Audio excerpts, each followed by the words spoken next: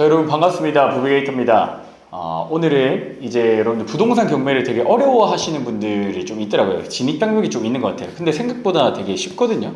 그래서 우리 수강생들도 보면 보통 20대, 30대 부동산을 전혀 모르는 불인이 분들, 그리고 지금 이번 달 9월 달에만 저희가 낙찰을 9명 받았어요. 엄청나죠?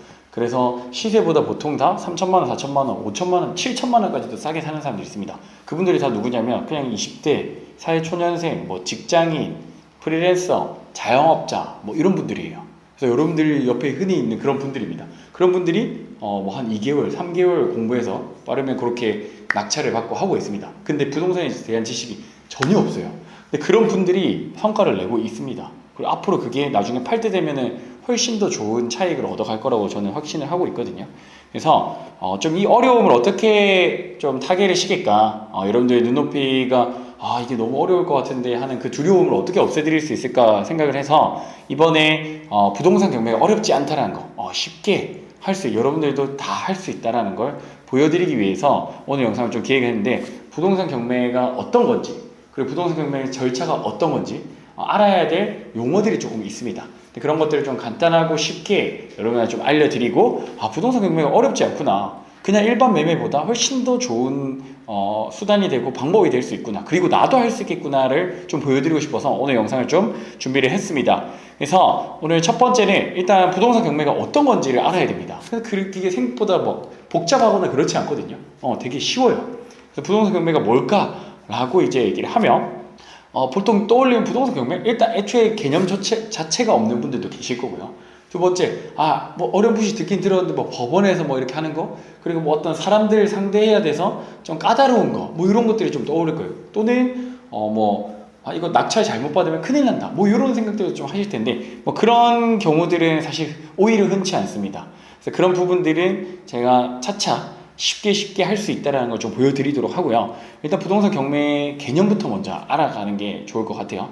일단 부동산 경매가 진행되는 이 주체들은 딱 세 가지가 있습니다. 이것만 기억하면 돼요. 부동산 경매는 이 사람들에 의해서 진행이 되는구나 라는 거 정도.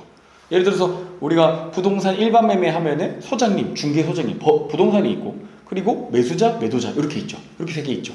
똑같습니다. 부동산 경매는 이렇게 돼요. 첫 번째가 채권자. 채권자라는 거는 돈을 받을 권리가 있어서 돈을 빌려준 사람, 빌려주고 못 받은 사람을 채권자라고요. 두 번째, 채무자는 돈을 갚아야 될 의무가 있는 사람, 돈을 빌리고 안 갚은 사람. 그럼 이 둘 사이에 돈을 빌린 사람과 갚아야 되는 사람이 있잖아요. 이게 채무 관계가 정립이 안 되다 보니까 돈 받아야 되는 사람이 어떻게 돼요? 도움을 요청하는 거죠. 누구한테? 법원에게. 그래서 이 법원 같은 경우는 부동산 경매를 진행하고 관할하는 기관이라고 보시면 됩니다. 그러면 돈 못 받은 사람이 법원에 도움을 신청한 다음에 이 채무자는 이 법원에게 압류를 당하는 거예요. 재산을. 그게 우리가 이제 하려고 하는 아파트, 부동산인 겁니다. 그래서 그렇게 진행된다. 그래서 이 세 가지만 기억을 해두시면 됩니다. 첫 번째 채권자, 두 번째 채무자, 세 번째 법원. 이 주체들로 인해서 부동산 경매라는 것이 진행이 되는구나 라는 정도만 알아두시면 됩니다. 별거 없죠. 순서를 잠깐 얘기를 좀 드리면, 첫 번째는 채무자가 채권자의 돈을 갚지 않았다. 돈 빌리고 안 갚은 거예요. 자, 두 번째, 채권자가 법원에 도움을 요청을 한다. 그러니까 아무데나 도움을 요청한다고, 또는 이 사람한테 협박해서 받아낼 수도 없잖아요. 뭐 어떤 사람을 불러서 쓸 수도 없는 노릇이고. 그래서 법원, 대한민국 우리 공식 기관, 이 법원에 도움을 요청을 한 거고. 세 번째, 법원에서 이 채무자의 아파트를 압류하고 그 압류된 아파트가 경매로 진행이 되는 겁니다. 이게 바로 부동산 경매의 하나의 그냥 흐름이라고 보시면 됩니다. 이해되셨나요? 자, 그러면 이렇게 물어보고, 근데 부동산 경매에 나오는 거 다 이상한 거 아니에요? 잘못된 거 아니에요? 뭐 문제가 하자가 있어서 그런 거 아니에요? 근데 그렇지가 않습니다. 물론 그런 물건들도 있지만 아닌 물건들이 훨씬 더 많습니다. 채권자가 채무자한테 빌려준 돈을 받기 위해서 받는 거예요. 예를 들어서 부비게이터가 지금 이 구독하는 여러분들께서 저한테 돈을 빌려줬어요. 근데 제가 돈을 안 갚았어. 그럼 제가 가지고 있던 아파트가 경매로 나오는 겁니다. 근데 제가 가지고 있던 아파트는 문제가 없어요. 단지 이 돈을 못 갚았기 때문에 제 담보로 있던 제 아파트가 경매로 나오는 것일 뿐입니다. 거기에 아파트가 입지가 좋은 곳일 수도 있고 나쁜 곳일 수도 있죠. 실제로 여러분들 강남 그 청담동에 있는 빌딩, 이런 빌딩들도 다 경매로 나와요. 네. 그런 게 위치가 안 좋나요? 좋죠. 아크로 리버파크 다 나옵니다. 도고글엑셀, 대치동, 음마아파트 다 나와요. 그래서 그렇다고 또 좋은 것만 나오냐? 그건 또 아닙니다. 저렴하고 우리가 투자할 수 있는 물건들, 수익을 낼 수 있는 물건들이 무궁무진하게 나오니까요. 그거에 대한 걱정은 안 하셔도 됩니다. 자, 그럼 부동산 경매가 어떻게 진행될까에 대한 거를 여러분들이 이제 좀 아셔야겠죠. 자, 일단 부동산 경매라는 거는 그 경매 물건 있죠. 경매로 나오게 되는 물건. 그 물건 해당 법원에서 진행이 된다는 겁니다. 그래서 결국에 물건 주소지, 경매로 나온 물건 아파트 주소지에 따라서 경매가 진행되는 법원이 다 달라요. 이거 한번 좀 보여드릴게요. 자, 여러분들 이거 제가 쓰고 있는 경매 정보지라는 거예요. 경매 정보지는 뭐냐면 실제로 이 경매가 진행되는 물건들의 정보가 나온 거가 이제 이 경매 정보지거든요. 그래서 여기에서 보면은 지금 법원 선택이 있습니다. 보시면은 서울, 중앙, 동부, 서부, 남부, 북부가 있고요. 경기도도 의정부, 본원, 고양, 남양주 이렇게 나눠져 있어요. 인천도 본원, 부천. 수원 같은 경우는 안양, 성남, 여주, 평택, 안산 이렇게까지 나눠져 있습니다. 이게 무슨 말이냐면 주소지에 따라 그만큼 다 경매 진행되는 그 법원이 다 다르다는 거예요.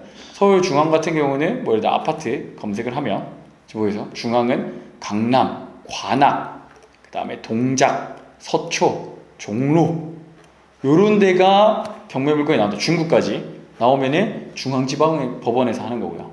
자, 북부로 해볼게요. 북부 또 다르죠. 강북, 중랑, 성북, 노원, 도봉까지.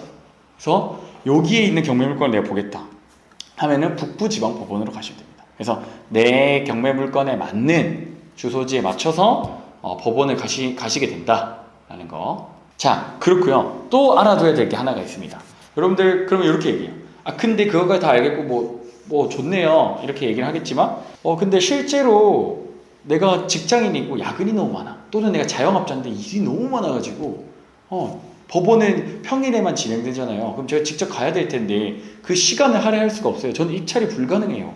라고 얘기하시는 분들이 있습니다. 근데 그런 걱정은 안 하셔도 돼요. 왜 그러냐면 직접 입찰을 이제 안 해도 되거든요. 무슨 말이냐?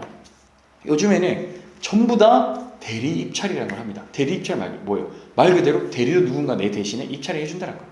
그럼 내가 직접 그 법원에 갈 필요가 없다는 얘기입니다. 그래서 지금 사이트가 몇 개 있는데 1125 바토너라는 사이트를 이용해 가지고 거기 지역에 있는 내가 입찰하고자 하는 지역에 있는 법무사님께서 대신 입찰을 해주고 있습니다. 그래서 여러분들이 연차가 없다거나 연차를 못 쓰는 또 되게 바쁜 직장이 있을 수 있잖아요. 그런 분들은 걱정할 필요가 없다. 또는 내가 서울에 있는데 수도권에 있는데 지방에 있는 물건 가기 어렵잖아요. 왔다 갔다 KTX 비용만 해도 얼마입니까? 그런 분들 같은 경우도 다 입찰이 가능하다. 내가 자영업을 하는데 아침부터 저녁까지 해. 쉬는 날이 없어. 다 가능하다라는 겁니다. 법무사나 거기 계신 법무사무소 직원분들이 대신 입찰을 해줍니다. 물론 이제 비용을 조금 냅니다. 근데 그게 여러분 한 왕복 교통비 정도 될 거예요. 지방. 그 정도만 내면 여러분들 연차 따로 소진할 필요 없고 시간 낼 필요 없이 대리 입찰이 다 가능하다. 저희 수강생들 지금 거의 한 80%, 90%가 대리로 입찰해서 낙찰을 받고 있습니다. 문자가 딱 하나 와요. 낙찰 받으면 낙찰 받으셨습니다. 얼마에 낙찰 받으면 이렇게 문자가 딱 하나 옵니다. 나는 그냥 인터넷으로 신청만 하면 끝이에요. 그래서 시간이 없다 하시는 분들도 충분히 다 가능하다라는 거. 여기 요즘에 너무 잘 되어 있습니다. 자, 그러면은 이제 지금부터는 부동산 경매가 요런 세 가지 주체, 채권자, 채무자, 법원을 이해해서 그리고 돈을 안 갚아서 그 아파트가 경매로 나오는 거니까 하자도 없는 거구나 라는 것까지 다 알았어요. 그리고 물건지 그 주소마다 진행되는 법원이 다 다르구나, 내 거에 맞는 법원을 찾아서 잘 가야겠구나 라는 것까지 다 배웠습니다. 자, 그러면은 지금부터는 이 부동산 경매 그럼 전체적인 틀을 제가 좀 알려드리고자 해요. 어떤 순서로 입찰하고 우리가 어떤 과정을 거쳐야 되는지 조금 간단하게 설명을 좀 드려보도록 할게요. 자, 일단 이게 대략적인 틀입니다. 그래서 여러분 요 5단계만 하면 여러분들 같은 경우는 지금 낙찰까지 간다라는 거예요. 그래서 이게 그렇게 어렵지 않습니다. 자, 심플하게 얘기를 드리면 첫 번째, 부동산 경매 물건 검색을 한다. 아까 제가 보여드렸던 사이트에 가서 경매 물건이 쫙 전국에 있는 물건이 나온다고 얘기 드렸죠. 거기 가서 부동산 경매 물건을 검색해요. 그리고 두 번째는 권리 분석이라는 게 있습니다. 이 권리 분석이라는 걸 왜 하냐면 우리가 이게 아파트가 일반 매매가 아니고 경매다 보니까 혹시나 이 권리상에 문제가 있는지 없는지 정도는 체크를 해줘야 된다는 겁니다. 근데 문제가 없는 물건이 대부분이에요. 한 90% 정도 돼요. 그리고 이 권리 분석 같은 경우는 차차 제가 어떻게 하면 쉽게 하는지를 얘기를 좀 드릴 겁니다. 그래서 요 작업을 해주면 되고요. 그래서 보통 다 안전한 물건이에요. 그럼 안전한 물건이라 판단되면은 세 번째는 시세 조사하면 됩니다. 이게 얼마인지 알아야 우리가 그 낙찰을 받겠죠. 얼마나 싸게 받을지. 결국에 경매를 하는 이유는 시세보다 싸게 받기 위함이잖아요. 그럼 이게 예를 들어 1억이면 1억, 2억이면 2억. 이걸 알아야겠죠. 그 시세 조사하고 네 번째, 시세가 2억이래요. 우리는 한 2천만 원 정도 남기자. 또는 3천만 원 정도 남기자. 1억 8천을 쓸까? 1억 7천을 쓸까? 여기 입찰가 산정입니다. 그러고 그 대리 입찰 신청해서 낙찰 받으면 끝입니다. 별거 없죠. 물건 검색하고 권리 분석을 해서 이 물건 안전한지 안전하지 않은지 판단하고 세 번째 시세 얼마인지 보고 시세가 나왔으니까 입찰가 쓰고 낙찰 받으면 끝입니다. 요 과정에 대해서 여러분들한테 좀 얘기를 좀 드릴 거고 요런 흐름으로 진행된다라는 거예요. 간단하게 보면요. 자, 아까 얘기 드린 제가 쓰는 사이트인데 여기 예를 들어서 인천에 있는 아파트를 우리가 경매 낙찰 받는다 칠게요. 그럼 인천 클릭하고 물건 종류에 아파트 클릭해주고 진행 상태 진행 물건 하면은 경매가 쫙 진행되고 인천에서 경매가 진행되고 있는 아파트가 나오는 거예요. 검색하죠? 그럼 내려오죠? 이런 게 있구나. 9월 27일 그러면은 요 물건 인천 서구 불로동 백두 아파트 2억 3천인데 1억 6천까지 떨어졌대요. 그래서 요거 클릭하면은 이게 34평이거든요. 요거 입찰하면 되는 거예요. 요 물건 보고 이거 괜찮네. 그리고 권리 분석은 여기 건물 등기란을 보면서 하는 거거든요. 이 물건 같은 경우는 지금 문제가 없는데 이거는 조금 이따가 추후에 설명을 좀 드리도록 하겠습니다. 그래서 권리 분석하고 이 물건 입찰하겠어. 그럼 이거 시세 얼마인지 보는 거예요. 시세가 보통 여기 N 단지 정보라고 해서 네이버 페이 부동산 들어가면은 시세가 쫙 나옵니다. 1억 9,500 뭐 2억이라고 칠게요. 그럼 1억 6천이잖아요.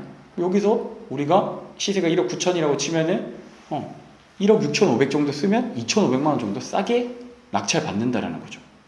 그런 식으로 시세 정해서 입찰가 산정해서 낙찰 받으면 끝인 겁니다. 당장 법원 가서 또는 대리 입찰 신청해서 1억 6,500 쓰면 끝이에요. 그리고 낙찰 받으면 끝입니다, 여러분들. 그래서 이 작업들이 물론 디테일은 있지만 전체 흐름은 이렇다는 거예요. 경매 물건 검색해서 권리 분석해서 안전한지 안전하지 않은지 보고 방금 네이버 페이 부동산 가서 시세 조사하고 난 시세보다 얼마 남길 거야. 입찰가 쓰고 그리고 바로 입찰해서 낙찰 받으면 끝이라는 겁니다. 생각보다 단순해요. 자, 그러면은 이렇게 뭔가 복잡해 보이고 했지만은 단순하다라는 걸 좀 얘기해 드렸고 이 단순하다라는 거를 왜 얘기해 드리냐면 실제 우리 수강생분들이 낙찰 받았기 때문에 그래요. 간단하게 우리 수강생들이 어떤 분들이 낙찰 받았는지 좀 얘기를 좀 드려보도록 하겠습니다. 자, 일단 첫 번째는 야근이 진짜 많은 분이었어요. 이번 같은 경우는 우리 1대1 다마고치 신청을 하셔서 낙찰을 받은 분인데 업무 강도가 엄청 높은 거죠. 30대 초반의 여자 간호사였어요. 그래서 지금 간호사 일을 6년 정도 했는데 아무래도 그 야근도 많고 이러다 보니까 몸도 힘들고 특히 간호 업무가 생각보다 노동 강도가 엄청 높습니다. 근무 시간도 되게 많고요. 근데 저희 수강생 중에 간호사분들이 꽤 있습니다. 그만큼 비율도 좀 높기도 한데 여기가 조금 힘드니까 다른 수입원을 빨리 좀 찾고 싶어 하시는 분들이 굉장히 많았어요. 이거는 다른 직장인분들도 마찬가지겠죠. 업무 강도가 높으신 분들도 다 해당이 될 겁니다. 그런 분들이 이 일을 내가 언제까지 할 수 있을까라는 고민에 직면을 하게 돼요.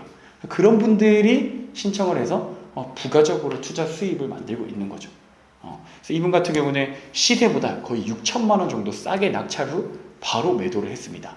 뭐 매매 사업자라는 걸 내가지고 실제로 차익이 대략 세금 제외하고 3, 4천만 원 이상 수익이 났습니다. 거의 남들 1년 연봉을 6개월 만에 거의 벌어들인 거죠. 지금 계약금으로 오늘 그 촬영 시점에 받고 지금 서울 분인데 부산에 계약을 하러 갔어요. 자, 두 번째 분이 수입이 진짜 일정하지 않은 분들 있죠. 특히 여기 영상 보시면서 자영업하거나 프리랜서 분들 있을 겁니다. 또는 N잡 하시는 분들. 그런 분들이 그 30대 초반, 똑같이 여자분인데 프리랜서셨어요. 수입이 일정하지 않으니까 똑같습니다. 이 직업이라는 것이 계속 언제든지 바뀔 수가 있고, 이분 같은 경우도 이직을 거의 한 3번 정도 해서 이 직업을 지금 가지고 계시거든요. 물론 본업을 되게 열심히 잘 하고 계시지만 본인의 미래를 생각했을 때, 또는 결혼 후 뭐 또 자녀 이런 거를 생각했을 때 좀 불안한 거예요. 그래서 이 경매라는 걸 좀 배우게 됐다라고 얘기합니다. 그래서 이분도 되게 열심히 해서 근데 2번 정도 만에 낙찰을 받았어요. 그래서 시세보다 거의 4천만 원 이상 싸게 낙찰받고 지금은 90% 정도 대출을 받았습니다. 자, 그럼 부동산 경매 절차의 좀 딥한 부분들을 좀 알려드리고 싶어요. 자, 방금 대략적으로 어떻게 진행되고 어떻게 돈을 벌고 있구나, 이런 방법으로 경매를 하면 되는구나 까지 정리가 좀 되셨죠. 그래서 경매 한 5단계 정도 있는데 생각보다 별거 없죠. 사이트에서 경매 물건 검색하고, 그 다음에 권리 분석, 안전한지 안전하지 않은지 하고, 3번째 시세 조사 하고 입찰가 쓰고 낙찰 받으면 끝입니다. 경매 하나의 흐름이고, 이 경매의 디테일한 절차, 요거는 사실 외울 필요는 없는데 조금 알아두면 여러분들 이해가 되는 거죠. 이런 단계로 또 진행되는구나 라는 거. 자, 그러면은 부동산 경매가 진행되는 이유 얘기 드렸죠. 돈을 빌린 사람이 돈을 안 갚아서. 그게 다른 말로 하면 뭐죠? 채권자가 채무자한테 빌려준 대금을 받기 위해서. 돈 안 갚아서 그냥 경매가 나오는 거죠. 자, 그럼 부동산 경매 진행 순서를 다시 한번 보면, 자, 채무자의 부동산, 우리는 이제 아파트 할 겁니다. 아파트로 경매가 진행되고 낙찰을 받으면, 자, 누군가 낙찰을 받을 거 아니에요. 예를 들어 부비게이터가 낙찰 받았다 칠게요. 그 채무자 아파트가 나와서 예를 들어 1억으로 낙찰 받았어요. 시세가 뭐 한 1억 2천인데 1억에 낙찰 받았어. 그럼 1억으로 낙찰 받은 그 1억으로 채권자한테 돈을 나눠주는 겁니다. 1억이 생겼잖아요. 이 아파트를 판 거죠, 어떻게 보면. 경매로. 그 판 돈이 1억이 있는 거죠. 그 돈으로 돈 받아야 되는 채권자가 1명일 수도 있고 2명, 3명일 수도 있는 거죠. 그러면 뭐 예를 들어 3명이다. 단순 계산이면 3천만 원씩, 3,300만 원씩 이렇게 나눠주는 거죠. 그런 식으로 경매가 끝나는 겁니다. 갚아주고. 그게 경매예요. 하자가 있는 것도 아니고 어려운 것도 없습니다. 자, 그럼 이거의 디테일이 이제 첫 번째 보면은 어떻게 경매가 처음부터 끝까지 진행되는지 얘기를 좀 드리면, 법원에서 경매 개시 결정이라는 걸 합니다. 이 개시 결정이라는 건 쉬운 말로 하면 한마디로 이 아파트로 경매 진행하겠습니다 하고 전국에 알려주는 거예요. 자, 2번째는요, 매각 준비. 매각이 뭐죠? 판다라는 거죠. 팔 준비를 해야 되는데 어떻게 준비한다? 아파트마다 여러분들 가격이 다 다르잖아요. 팔아야 되면 금액이 결정돼야 되는데 아파트마다 가격이 다 달라요. 강남에 있는 아파트랑 제주도에 있는 아파트랑 가격이 다르겠죠. 그럼 그거를 누군가 이 강남에 있는 아파트는 30억입니다. 제주도에 있는 아파트는 3억입니다. 라고 누군가 결정을 해줘요. 매겨줘야지, 가격을. 근데 가격을 그 누군가 법원에서 임의로 정하는 게 아니고 전문기관에 의뢰를 하는 거예요.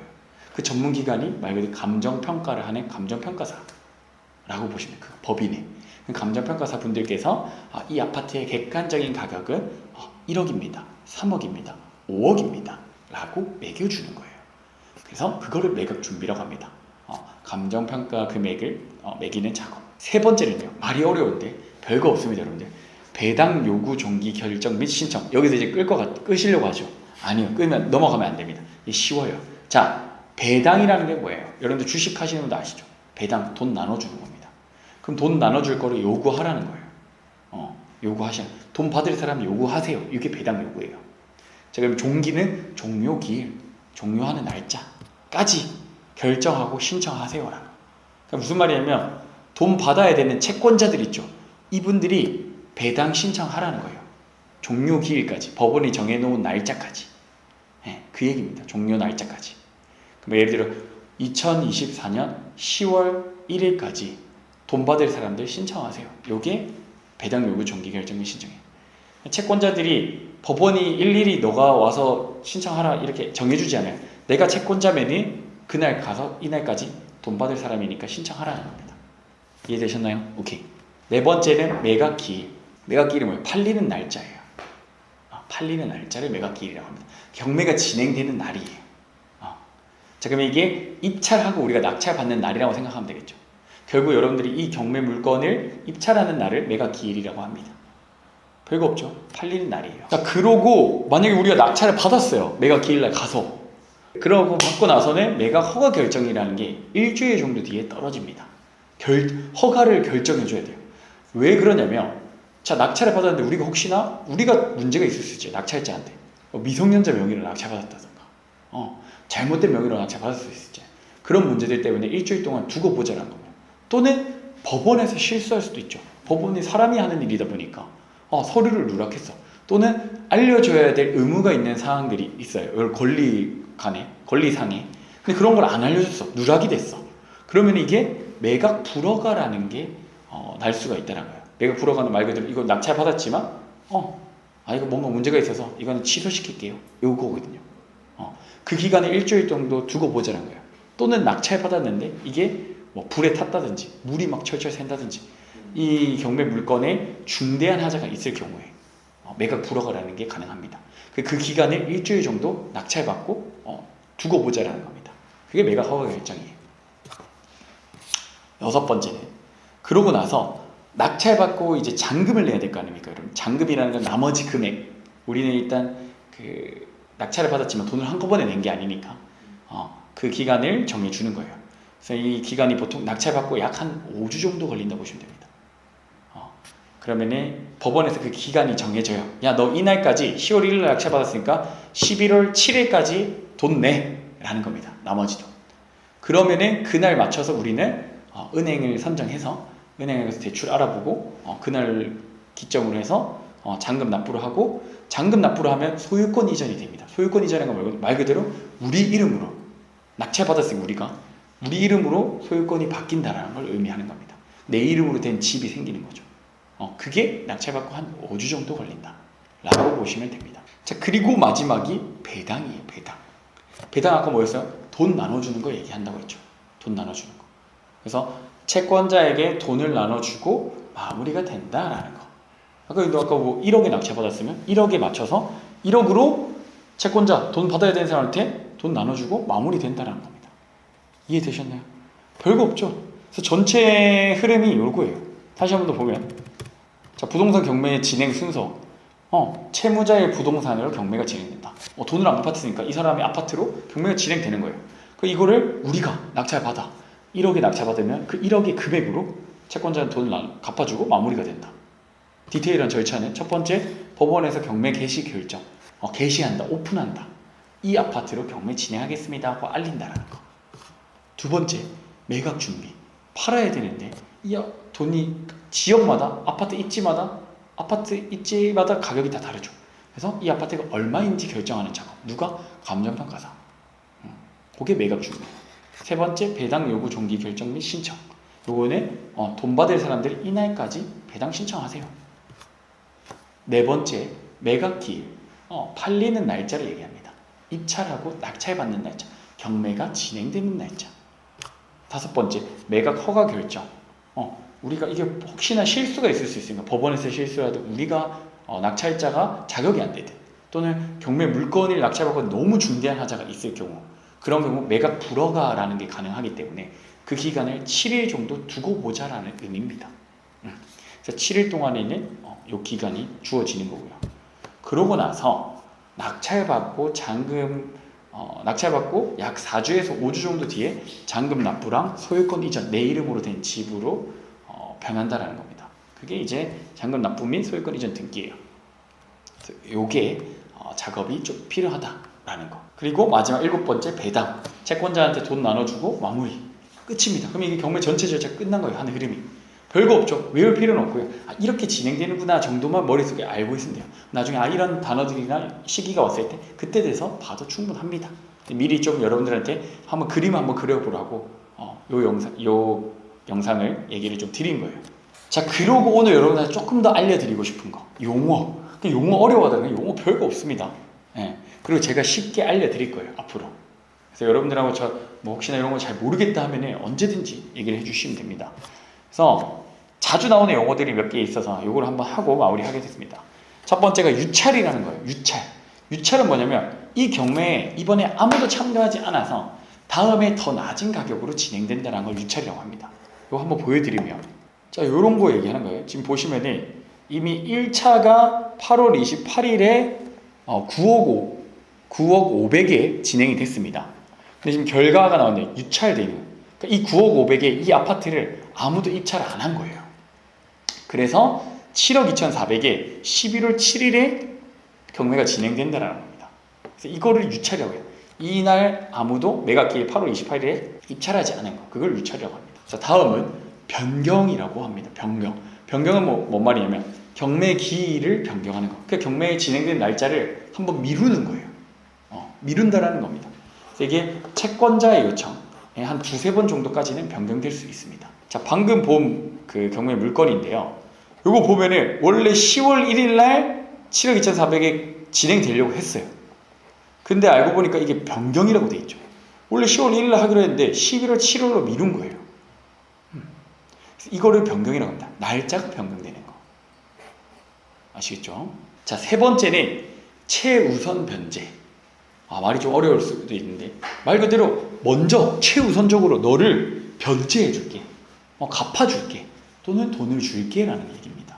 왜 이런 제도가 생겼냐면 보증금이 소액, 진짜 보증금이 소액이면 여러분들 어때요? 여러분들 이제 보증금이 소액으로 낼 정도면은 뭔가 사회적으로 강자는 아니죠.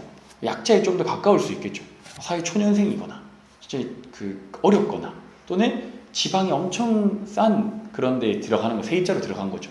그런 분들을 임대차 보호법에 근거해서 조금 배려를 해주겠다는 겁니다. 그분들이 살고 있는 집이 경매로 넘어갔을 때, 보증금이 소액인 사람이 집이 경매로 넘어갔을 때 이 임차인 분들에게는 최우선적으로 먼저 배당을 해주겠다는 겁니다. 돈을 돌려주겠다는 거예요. 보증금의 일부를. 이거는 꼭 필요하겠죠. 이런 분들을 먼저 사회적으로 우리가 좀 보호를 하자라는 취지인 겁니다. 그래서 이거를 최우선 변제라고 합니다. 그래서 보증금이 소액인 사람들. 보증금이 소액이냐 맞냐는 그 각 지역별로 조금씩 다 달라요. 여기 그 경매 정보지에 들어가면 최우선 변제금이라는 게 적혀 있거든요. 이게 전국별로 다른데, 예를 들어 서울 같은 경우는 최우선 보증금의 범위가 5,500만 원, 5,500만 원이라고 보시면 되고요. 자, 이 지역별로 달라요. 뭐 부산 같은 경우는 검색해서 보면 2,800만 원, 2,500만 원 이런 식으로. 그러니까 이 보증금 범위 안에 들어오면 최우선 변제를 해주고 소액 임차인으로 기준을 잡아서 그 최우선 변제를 해준다는 겁니다. 이 정도만 알고 가시면 됩니다. 자, 그리고 네 번째는 차순위 매수 신고라는 게 있어요. 차순위 말 그대로 1등이 아니고 2등 이상, 2등 이하인 거죠. 이분들이 매수를 신고한다. 무슨 말이냐? 혹시나 자, 부비게이터가 낙찰을 받았어요. 오늘 1억에. 근데 부비게이터가 잔금 납부 기간이 한 5주 정도 주어진다고 했죠. 근데 5주 정도 주어지는데 이게 어떻게 된다? 잔금을 납부 못한 거예요. 어떤 이유로든 간에. 대출이 안 나와서든 돈이 없었거든. 자, 근데 그게 다음으로 높은 금액 써낸 사람 있죠. 그게 예를 들어 여러분이라고 할게요. 여러분께서 잔금을 납부할 수 있게 해주는 제도를 차순위 매수 신고. 뭐 디테일하게 들어가면 낙찰가에서 보증 금액을 뺀 금액 이상으로 입찰했으면 누구나 차순위 매수 신고를 가능한 거긴 한데, 우리는 이거를 하지 않습니다. 아파트를 입찰한다면 보통 낙찰자가 잔금 납부를 하는 경우가 많기 때문에 그래도 못할 수도 있으니까 해주는 게 좋지 않나요? 라고 얘기하지만 그렇게 되면 보증금이 묶입니다. 여러분들이 낸 보증금이 10% 정도 입찰 보증금이라는 걸 내거든요. 예를 들어서 이 아파트에 입찰을 했다면 보증금이 2,688만 원이에요. 요거를 입찰할 때 여러분들이 내야 되거든요. 근데 이게 묶여버립니다. 한 3달 정도. 이 사람이 냈든 안 냈든. 그렇기 때문에 차순위 매수 신고를 하지 않습니다. 보통은 다 그 잔금을 납부하기 때문에. 그럼 저 2,600만 원의 돈이 여러분들 3달 정도 묶이면 어떻게 돼요? 다른 거를 입찰하기가 어렵겠죠. 우린 시드가 중요한데, 1,000만 원, 2,000만 원이 중요한데. 그렇기 때문에 우리는 굳이 지금 여기서는 하진 않겠습니다. 그래도 이런 거를 알아두라는 거. 혹시 모르고 여러분들 할 수도 있잖아요. 물어보면 법원에서 갑자기 차순위 매수 신고 할 겁니까? 하면 당황해서 네, 그게 뭐죠? 하면서 할 수도 있거든요. 그래서 그런 거가 있기 때문에 얘기를 좀 드렸고요. 방금 얘기했던 입찰 보증금이 있어요. 이 입찰 보증금은 뭐냐면 경매에 입찰하기 위해 내야 되는 보증금입니다. 말 그대로 너 이 정도 돈이 있어요? 너 이거 입찰할 자격을 줄게. 참가 자격을 줄게. 이겁니다. 그래서 이게 보통 뭐냐면 경매가 진행되는 최저 매각 가격의 10%가 입찰 보증금으로 들어간다라는 거. 그래서 아까 얘기 드린 대로 이 최저 매각 가격이라는 게 있는데 말 그대로 이 금액부터 시작합니다가 최저 매각 가격이에요. 이 금액 이상으로 쓰세요가 최저 매각 가격. 이 금액의 10%가 입찰 보증금입니다. 2,688만 원. 자, 마지막으로 강제 집행이라는 단어가 있습니다. 이거는 오히려 여러분들한테 도움이 되는 제도예요. 말 그대로 강제로 끌어내는 거죠. 어떻게? 점유자하고 낙찰자가 명도 협의가 안 돼. 이 사람이 이사비를 100만 원, 200만 원 달라는 게 아니고 1,000만 원, 2,000만 원 달래요. 그럼 우리가 그거 줄 수가 없잖아요. 그래서 협의가 안 돼 법의 도움을 받아서 강제 집행이라는 걸 할 수가 있는 거죠. 실제로 그 법원에 계시는 집행관분들 있죠. 그런 분들하고 같이 가서 우리가 집기를 안에 들고 있는 짐이나 이런 걸 다 끄집어내서 처리를 하는 거를 강제 집행을 합니다. 왜 우리한테 도움 되냐? 무시무시한 것 같고 무서운 것 같고 좀 비인간적인 것 같은 느낌이 드는데 왜 그러냐면 실제로 이거를 그 근거로 여러분들이 점유자분하고 이사 협상이 수월해지는 겁니다. 혹시나 지금 너무 이렇게 무리한 요구를 하시면 강제 집행이 될 수도 있다라는 걸 전제로 명도 협의가 되거든요. 그리고 진짜 안 되면 강제 집행을 할 수도 있습니다. 물론 아파트를 통해서 강제 집행하는 경우는 거의 10%도 안 돼요. 100건 중에 한 건 될까 말까 합니다. 저도 해본 적이 없습니다. 직접적으로. 그래서 그게 조금 있다라는 거.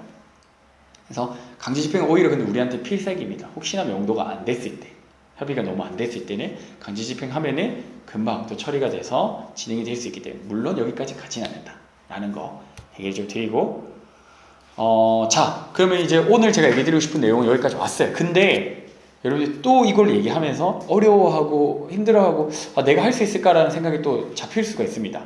근데 그게 아닙니다. 이런 분들도 다 해요. 자, 20대 여자 사회초년생이에요. 직장 한 2년 다녔나? 20대 중반 여자분입니다. 최근에 4월달에 낙찰받았죠. 이번에 매도를 했다고 합니다. 똑같이 매매 사업자 세금을 줄여서.